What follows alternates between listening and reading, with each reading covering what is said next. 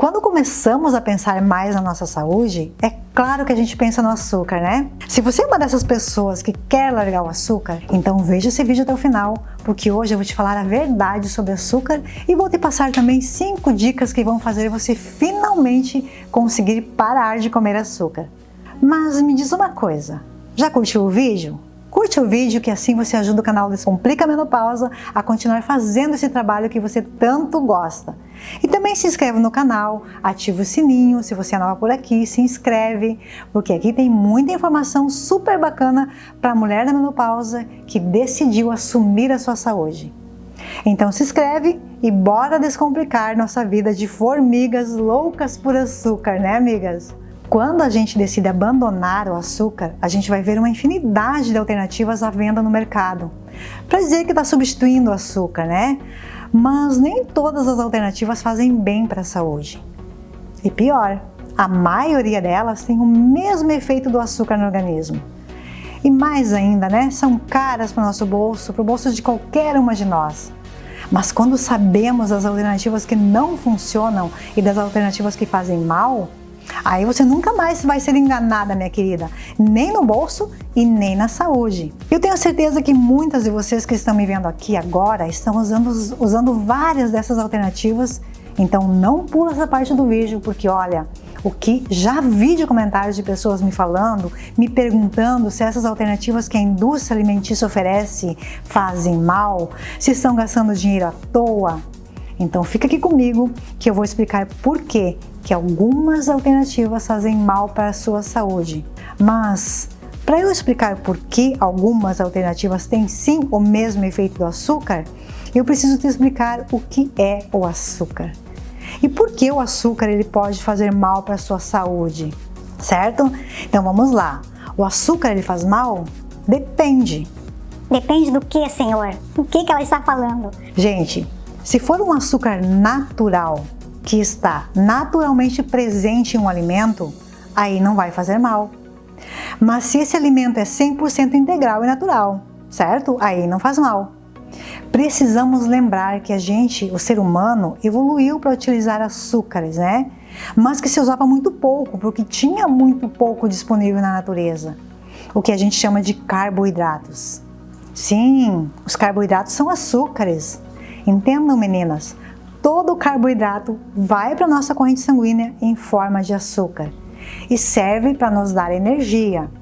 Então os carboidratos têm uma função extremamente importante no nosso organismo. Eles fazem parte dos macronutrientes, que são os alimentos que nos dão energia. E tudo isso é super importante. A gente precisa comer carboidratos, tá? Então se você vê algumas pessoas falando por aí, corte todos os carboidratos da sua vida. Não faça isso. Já existem evidências científicas que demonstram isso. Dietas zero carboidratos podem fazer mal à sua saúde. Mas a low carb, que é quando a gente diminui a ingestão de carboidratos, aprende a escolher os carboidratos complexos e principalmente sabe a hora certa de consumir esses alimentos, é sim uma estratégia válida. Então, primeiro ponto, não confunda low carb com zero carb, certinho? Outro ponto é que temos que entender que são os carboidratos que estão naturalmente presentes nos alimentos que devemos consumir. Percebam, amores, os problemas são os carboidratos adicionados e refinados.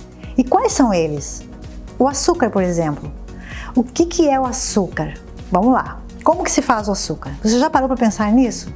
Bom, o açúcar ele vem da cana. A cana é uma planta. Quem não lembra da infância aí? A gente pegava uma cana e ia chupar a cana. Lembram disso? E o caldo, o suco da cana é muito saboroso. É docinho mesmo, né? É desse líquido que é feito o açúcar. Você ferve, aí depois você vai desidratar e vira o açúcar. Qual é o problema disso? O problema é que você refinou a glicose que estava naturalmente presente na cana. A cana planta, ali na cana, o que tem? Tem fibra, tem mineral, tem vitaminas, tem toda uma combinação própria para o corpo digerir esse alimento e tirar todo o proveito dos nutrientes que inclusive tem as fibras, né, para neutralizar um pouco desse açúcar presente na cana. O que acontece quando você desidrata tudo isso? Acontece que você vai ter aí só o açúcar, só a sacarose pura. E quando você ingere isso, essa sacarose é rapidamente absorvida pelo intestino. Chega no seu sangue e vai em disparada rapidamente, criando picos de glicose no seu organismo. E esses picos começam a acontecer cada vez mais rápido, porque o intestino está absorvendo tudo isso muito rapidamente e esse mecanismo vai também criar picos de insulina. A insulina serve para dar conta desse açúcar todo.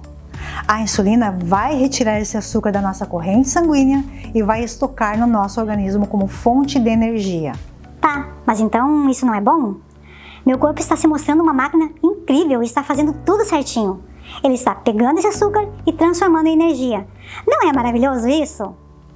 Seria, amada, mas acontece que a oferta de energia está sendo maior que o gasto. E conforme você vai comendo o açúcar refinado e vários carboidratos refinados sem parar, o que acontece é que simplesmente esses picos que sempre estão acontecendo sem parar no seu organismo, todos os dias, eles vão se guardar como fonte de energia, mas em forma de células de gordura, acumulando gordura e causando inflamação crônica no seu organismo. E com o passar do tempo, mais precisamente na menopausa, essa inflamação crônica pode aumentar os riscos de desenvolver doenças da inflamação, como diabetes tipo 2, a hipertensão, né? Você também pode até desenvolver câncer, doenças neurodegenerativas como o mal de Alzheimer ou mal de Parkinson. A ciência já está convencida que a inflamação crônica que vem dessa alimentação refinada, aliada a maus hábitos, pode desencadear todas essas doenças. E para nós mulheres em menopausa, fora esses riscos de doenças, vai potencializar como nunca os sintomas recorrentes da menopausa. Em especial, os calorões e a falta de disposição, o cansaço crônico, né? E quais são os açúcares que você precisa conhecer, que não fazem bem para a sua saúde e que nos vendem como saudáveis? Vamos começar aqui com o xarope de agave. O que é o xarope de agave? Eles pegaram o agave, que é uma planta originária do México, e extraem o açúcar dela. Em seguida, refinam esse açúcar transformando em xarope de agave, dizendo que é um açúcar natural e saudável, mas não é verdade. O xarope de agave ele tem mais frutose do que sacarose, mas é açúcar refinado igual, certo? E o xarope de tâmaras? A mesma coisa. E o mel? O mel é frutose pura e passa por um processo natural de refinamento, que é quando as abelhas se alimentam da frutose das flores e dos frutos e depois excretam essa frutose em forma dessa substância que nós chamamos de mel. Portanto, vai dar pico de insulina também.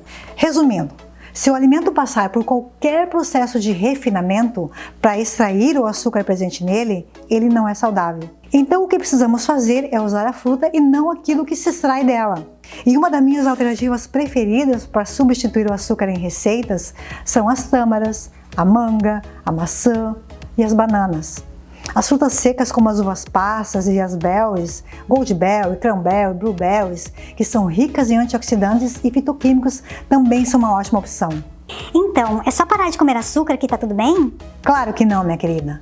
Porque existe o açúcar que é o açúcar fantasma, que é aquele que você não sabe que é açúcar porque não é docinho, por exemplo, o amido que está presente no pão. Isso mesmo, o teu inocente pãozinho de todo dia. Deixa eu te explicar uma coisa. Farinha branca nada mais é do que amido refinado do grão do trigo. Ou seja, a indústria alimentícia pega o trigo que é natural, vai moer o trigo e vai refinando e transformando nessa farinha branquinha. E aí nós temos um amido super refinado, que vai gerar pico de glicose e seu pâncreas vai ter que produzir insulina quando você comer o seu pãozinho, para dar conta desse açúcar fantasma. E isso se agrava ainda mais quando consumimos o pãozinho de manhã, uma bolachinha Clube Social de lanche também da manhã, um macarrão ao meio-dia, um sanduíche no lanche da tarde e ainda uma pizza ou uma lasanha que eu descongelei porque eu cheguei atrasada em casa, cheguei cansada, não organizei meu jantar e aí eu vou logo para o mais fácil e moderno. Percebem que vira muita farinha refinada num único dia? Isso se eu não resolver comer uma bolachinha doce com um chazinho para embalar o meu sono. Assustador isso, né, gente? E isso também vale para os amidos, por exemplo, o polvilho ou a tapioca, que é super refinado. Ou de repente uma fécula de batata, que também são refinados, né? Ou seja, muitas vezes os alimentos, até mesmo os alimentos que nos vendem como saudáveis, porque não tem glúten, são carboidratos refinados e, portanto, não são tão saudáveis assim. E quais os açúcares que você precisa conhecer, que não fazem bem para a sua saúde? Quais os que você pode usar de vez em quando? E quantos adoçantes? É seguro usar o eritritol, xilitol, estévia? Depende. Se for usado com muita responsabilidade, pode se tornar uma alternativa segura.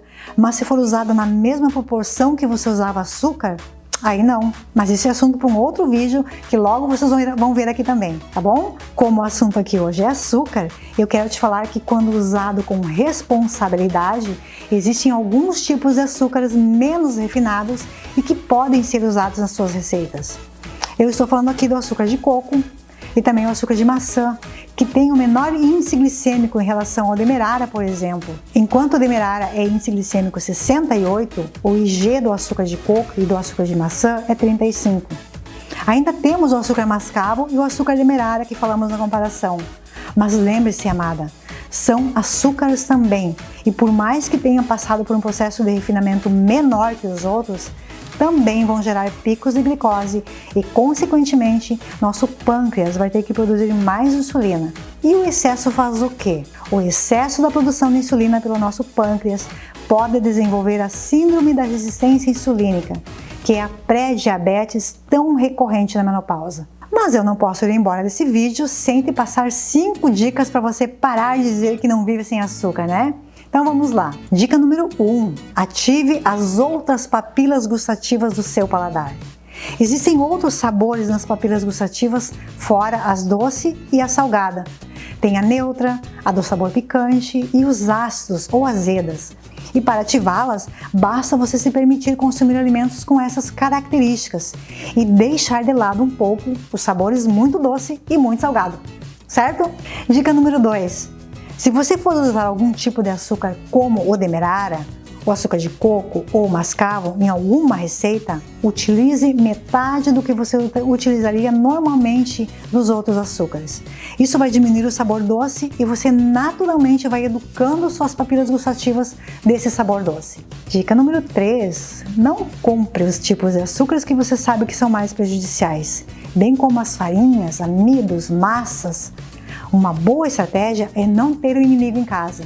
Se não tem em casa disponível, né, é uma chance a menos de usá-las. Concorda comigo? E a dica número 4, invista em frutas para ter em casa.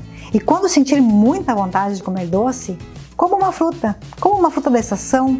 Boas estratégias são frutas mais densas, como a pera, a maçã, a pitaia, o melão e as frutas cítricas.